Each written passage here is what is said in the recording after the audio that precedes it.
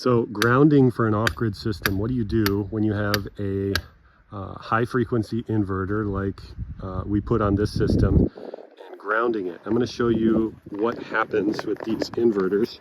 They have a ground wire and you got to hook the ground wire to the ground. Makes sense. Really simple.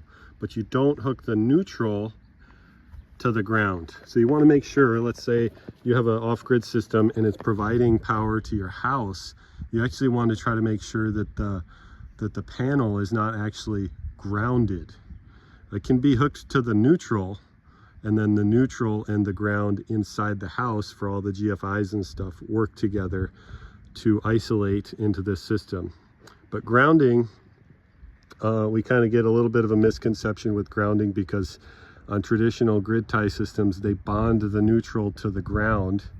And so the ground becomes a conductor for the neutral. And with these off-grid systems, you don't necessarily want to do that. So the high voltage, especially the high voltage inverters, high frequency inverters, we end up with out of our ground wire, from our ground wire, and our other probe is stuck in the ground here, you can see we are reading almost 100 volts coming off of the ground. Now what happens when we just touch our ground wire to the ground? It's a little bit shocking. If I become the path of least resistance, it'll shock me.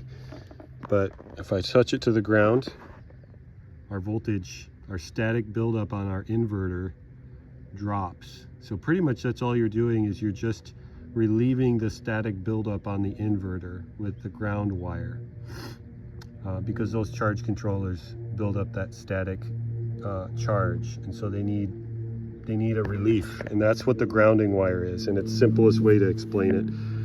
You need to relieve that static buildup.